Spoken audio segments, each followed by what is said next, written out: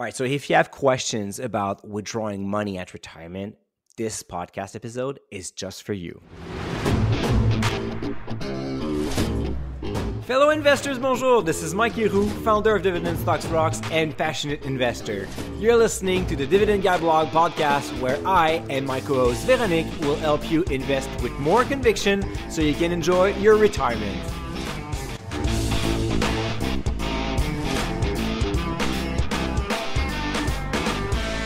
Dividend Growth Investors, bonjour. Mike Leroux here. You're listening to the Dividend Guy podcast. I am with my co-host Véronique, and we do have one of your favorite topics to talk about today, right?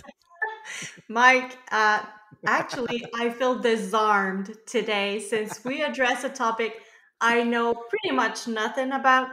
I can still remember the big empty blank in my head when we discussed RRIF the first time. But after a few minutes of discussing it, I understood why investors have so many questions about them. So today, we'll bring you answers, or at least try. Well, I guess it's a good thing that you're not too sure about like how RRIF works and those withdrawals sequence works as well, because you're still far away from retirement. So it means that you're still young. So that's good, right? So definitely RRIFs is a highly complex topic. And I have to highlight that this episode is really to help you identify a few different scenarios, but do not take anything from this podcast as a financial advice because every single situation is different. Therefore, like scenario one could be a perfect fit for you and would be amazing, but would be a terrible advice for your neighbor. So you need to seek professional advice when it comes down to identify when is the right time to transfer your RSP into a RRIF, when is the right time to start withdrawing money, and how to prepare your RRIF for retirement. Even then, we're still going to look into different scenarios, so it's going to give you some interesting pointers so you'll know what you're going to talk about and you'll feel more comfortable addressing this important transition in your life. So let's start with something easy. Simply put, a RRIF is a registered retirement account. But how could you define it in more detail? Yeah, so we're going to really start slow here. And as the show goes on, it's going to get more complex. And I mean, from my math nerd perspective, a lot more fun. But anyways, so a RRIF is a registered retirement income fund. So that happens when you usually have a RRSP, so a registered retirement saving plan. I don't know why I have a blank every single time I say it, but anyways. So at the age of 71, you must convert your RSP into a RRIF, and you will start withdrawing money from that account the year after. So when you start, you have a minimum percentage of your RRIF that you are forced to take off every single year. And that minimum that minimum percentage will increase as you age. So for example, at the age of 72, the minimum the minimum RRIF withdrawal is 5.4%. So if you have $100,000, the minimum that you have to withdraw on that year is $5,400. So it's kind of a way for the government to get some of those taxes that you've been saving as you invest in a tax sheltered account for all those years. Now it's time to pay that back, and the government wants to make sure that you withdraw more and more. So every year, that like 5% minimum withdrawal rate will go to 6 and then 7 and all the way down to 20% once you reach the 90s. All right, but since the RRIF replaces the RRSP, please give us the difference between the two. So during your accumulation phase, you will invest in the RSP. So, I mean, it's a common knowledge.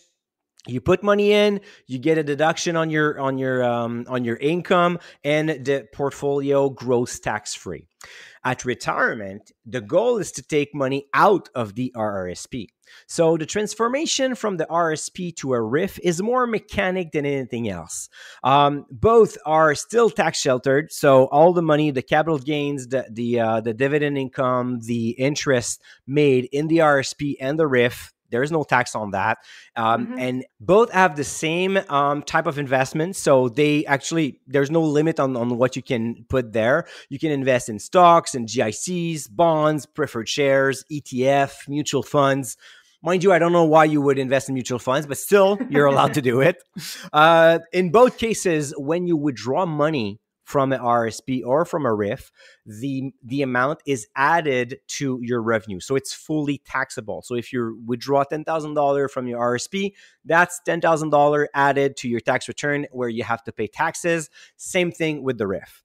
In the case that you die, well, both can be rolled over to your spouse tax-free. So same thing again. And if you do not have a spouse, or you both die in a car accident, or hopefully in a cruise or like something nice in the Caribbean or something, well, then it becomes fully taxable for your estate or in the end of any other beneficiary.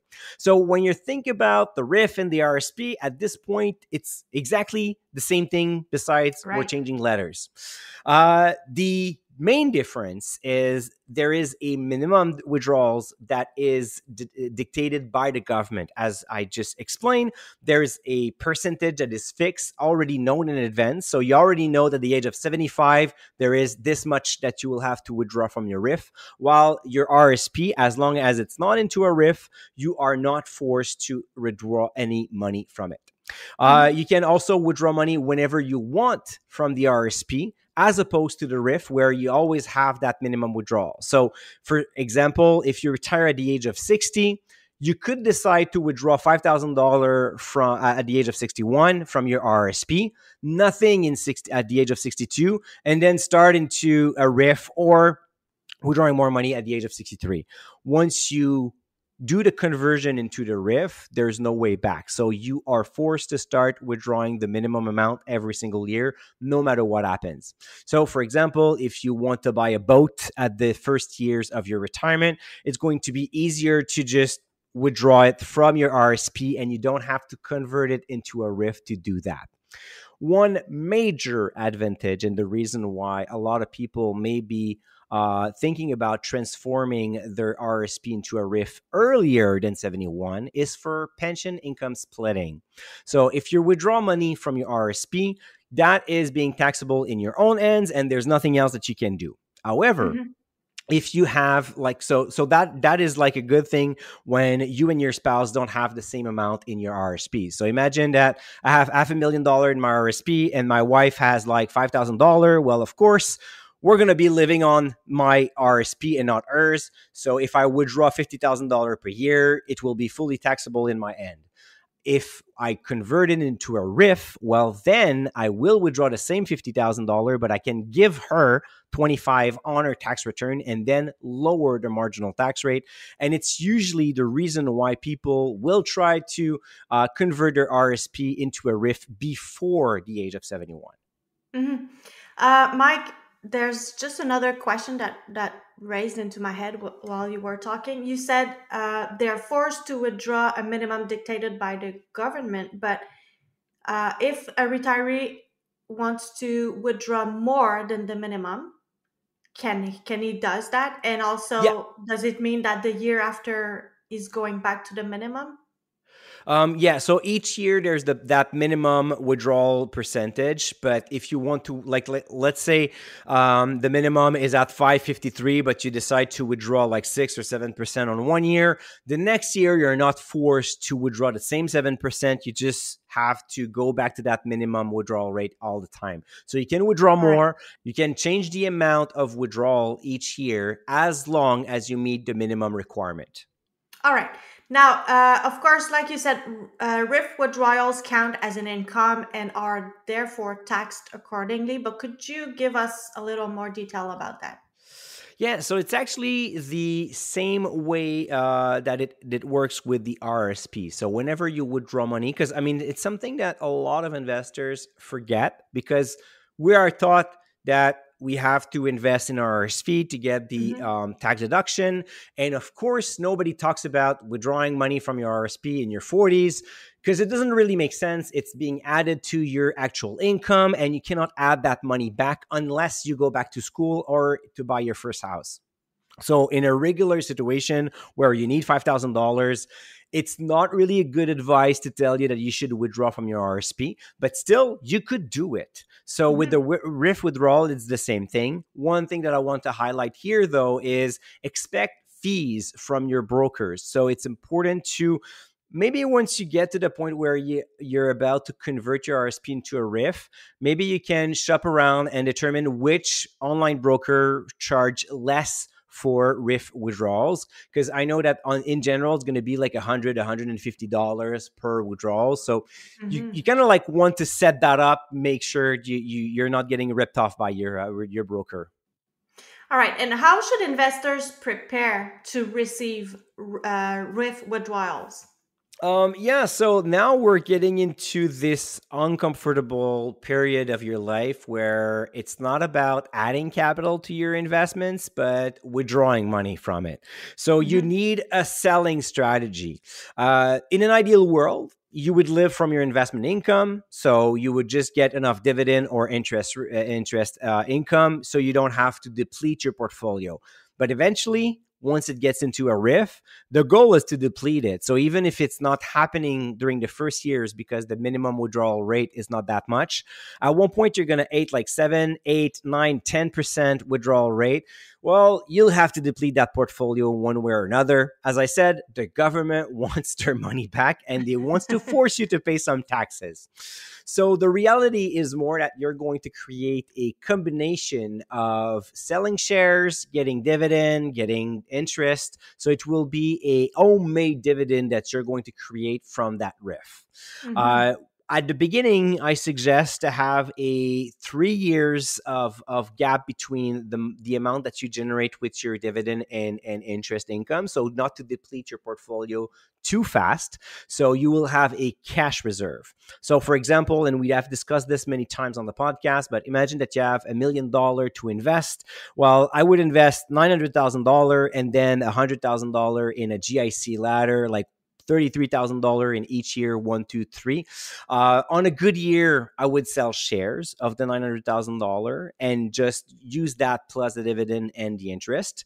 And on a Mhm. bad year, I would use the GIC that comes to maturity. Eventually, one thing led to another. You will have to liquidate that account. And this is where you need a sell order. So, the first thing I would do all the time is to look at, if you have individual stocks, is to look at your investment thesis for each company that you have and you look at the numbers. So on my side, I like to compare my investment thesis with the dividend triangle. So if I think that a company will grow through acquisitions, I'm expecting revenue to grow like every year or at least every 2 years with a good trend. I also want that company to be profitable. So I'm looking at earnings per share that is growing. And finally, I want to have a dividend that is growing. Mhm. If a dividend triangle becomes to be softer, so you see that revenue stagnates, the earnings are going down because margins are getting squeezed and there's no more dividend increases, I would start by selling those companies. In other words, when the narrative is not looking that good or the numbers are not backing up your investment thesis, it's time to let go. So that would be the first companies to leave the portfolio. The second order in this order would be to trim positions. So maybe you have like strong winners that you're going to sell a few shares. Maybe you're overexposed to a specific sector, so you can sell shares from that sector just to rebalance the portfolio. And finally, well, you sell a little bit of everything to maintain your portfolio allocation as is. But if you need to withdraw 4% of your portfolio, well, you sell 4% of all your positions, and there you go. You get that money that is required. Unfortunately, you have to change your mindset from an accumulation and growth mindset to a decumulation. And it's just normal that you will see this account like going down to zero at one point. We have a short story to share before we continue, listeners. As you may know, Mike has transitioned from a private banker to an entrepreneur and invested his pension plan in the stock market in the meantime. This and his professional experience have shown him all the questions and dilemmas retirement can bring, right, Mike? Yeah, getting into retirement is a huge step in everybody's life, both financially and emotionally. I even remember when I was a financial planner, some of my clients were coming back to my office after 6 months or 9 months and saying, "Mike, do you have any like small businesses to purchase or like any kind of like side gig job?" Because they did everything on their retirement bucket list, and after a while, they were just bored. So it's one thing to know what to do with your money, and already this is a huge part of retirement planning, but it's also a very important point to know what you're going to do with your time. This has inspired us greatly, and we must share some exciting news with you. We are currently working on a retirement community to help people prepare for and manage their retirement. Today, we invite you to join our waitlist at thedividendguyblog.com/retirement. Mike, what can you tell us about this project? So, several years ago, I was a financial planner, and I eventually decided to quit my job and create a DSR and work full time there because I realized I could help, instead of like helping like a few hundred clients, I could help thousands of investors managing their portfolio. Well, about 2 years ago, I started doing financial projections for DSR members, and I realized the same questions were coming up where, well, how's the withdrawal are working? Which account should I start withdrawing first? How do I prepare for those? Do I have enough money to retire? And all of those questions, I'm able to help those clients, but that's still just a few of them I can do every month.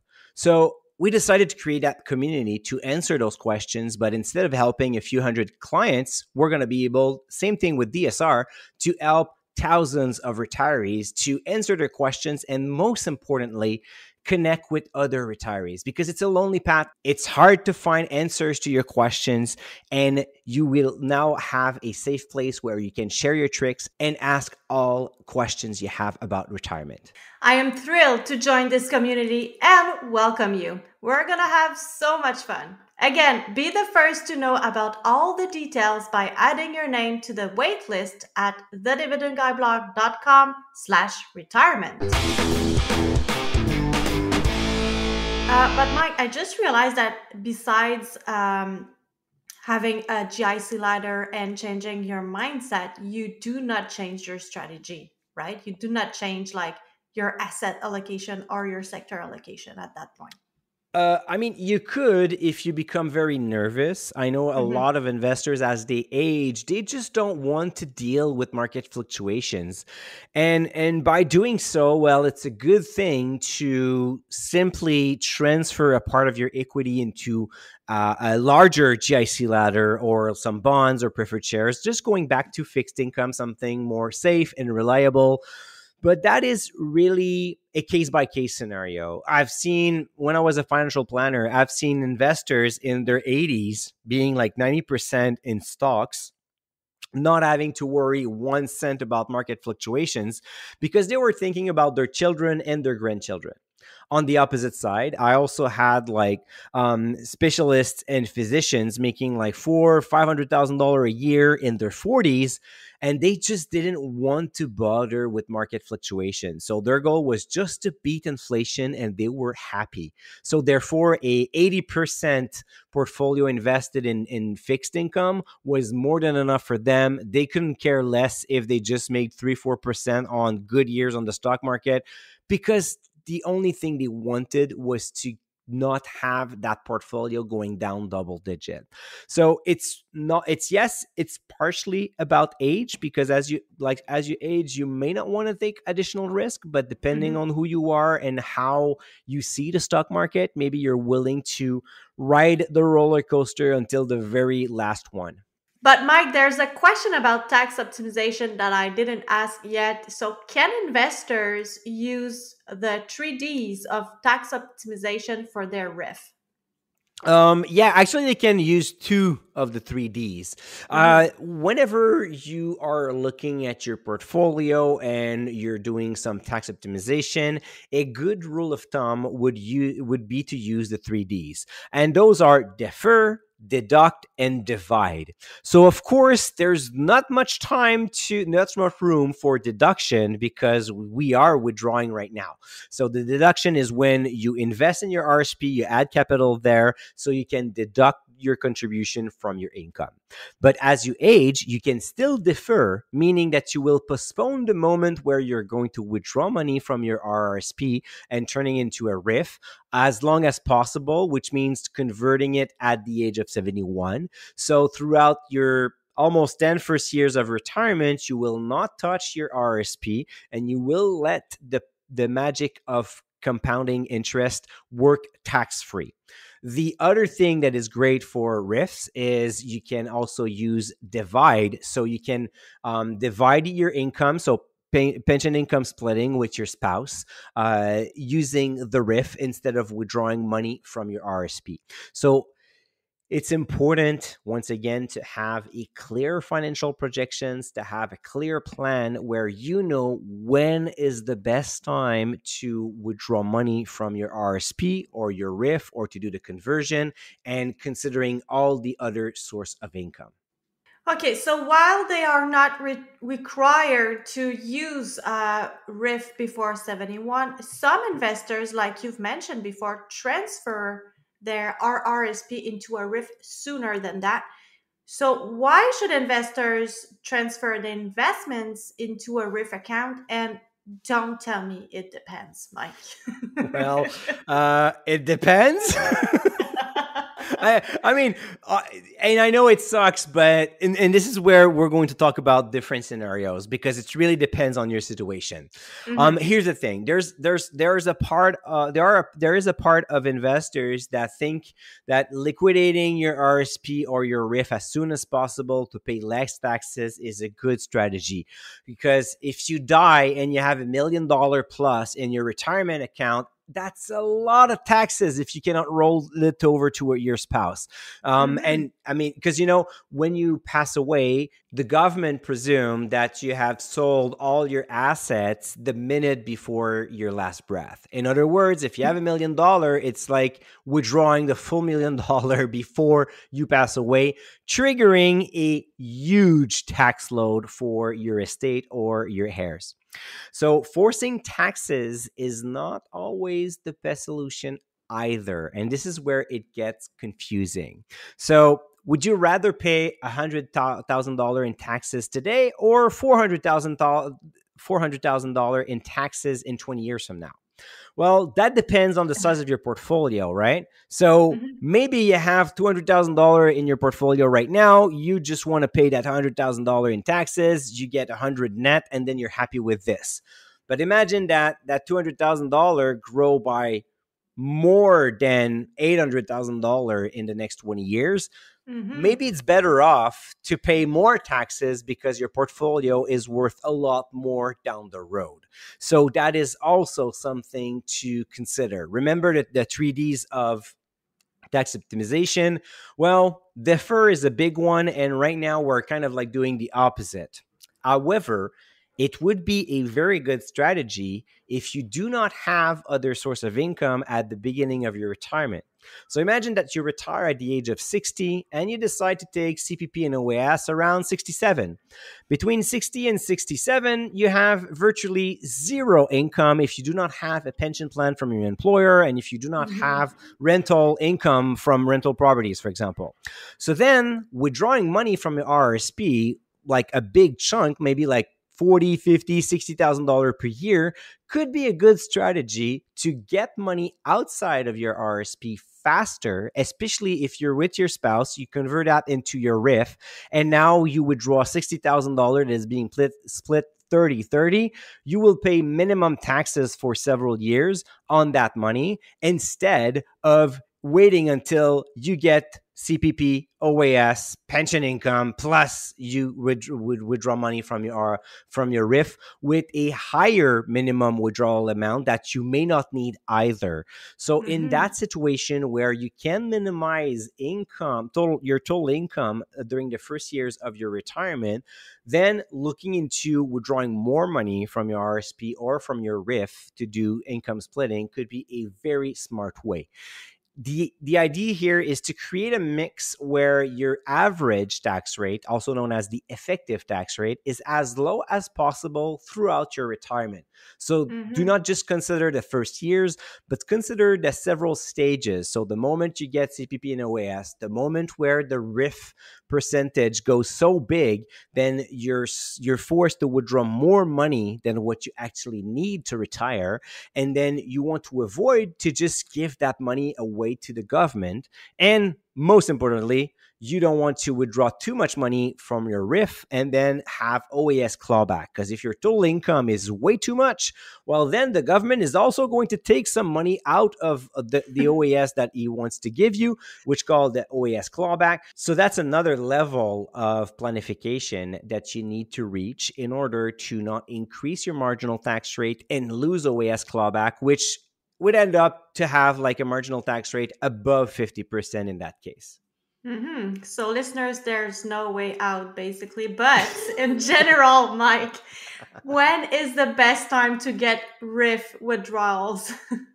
Again, to do income splitting, when you have no or low income before the age of 71, and as opposed, imagine the other situation where you have a pension from where you work that pays you like $50,000 per year. Well, if you rush into withdrawing your money from your RSP or convert it into your RIF, well, you're just adding more money to be taxed on that $50,000 base. So it's going to be between you and me, it's a good problem to have. But at the Mm-hmm. same time, if you want to do some tax optimization, maybe you want to delay it a little bit more. It's really a matter of crunching the numbers and comparing 2, 3 different scenarios where you start withdrawing money faster than later, or you create a mix, because sometimes the best solution would be a little bit of pension, a little bit of RSP, and then a little bit of OAS and CPP. So it Mm-hmm. really, it really depends. All right. So when the RIF withdrawal time comes, how should retirees use them? Like, should they just take them as income or maybe reinvest them in a tax sheltered account? What's the best way? Yeah, so technically, the number one goal of putting money away for retirement is to actually live from that money. So Hmm. technically, you should use a part of that just to fund your retirement lifestyle. However, again, if you have a good problem to have, is to have an excess of RIF withdrawals where you don't know what to do with that money. Well, we do have what it's called the TFSA, which is an amazing investment account for retirees that has a surplus of money where they can just put all that money into the TFSA and let it grow once again tax free, which is great because whenever they will withdraw money from their TFSA, there's not going to be any taxes. And if they pass away, well, again, it's like they were deemed to withdraw all their money from their RSP from the TFSA the second before they die. Well, there won't be any taxes to be paid on that withdrawal either. So it's a good way to just transfer that money. Of course, once you have paid taxes, going back into a tax sheltered account to grow for the next generation. Okay, and in which cases would someone have an RRSP and a RIF at the same time? And what should they do with the RRSP at that point? So that would be a pretty rare case because you would need a RIF and you would need more than one RSP account to convert one into a RIF and keep the other one into a RSP. Uh, Mhm. if it's separate, that could be interesting if you can do income splitting at the beginning with your RIF account. And on the other side, you might want to keep one RSP alive because it gives a little bit more flexibility so you can adjust your income. So on one year you can withdraw $2,000, the next year you can withdraw $30,000 regardless of your age and the minimum percentage.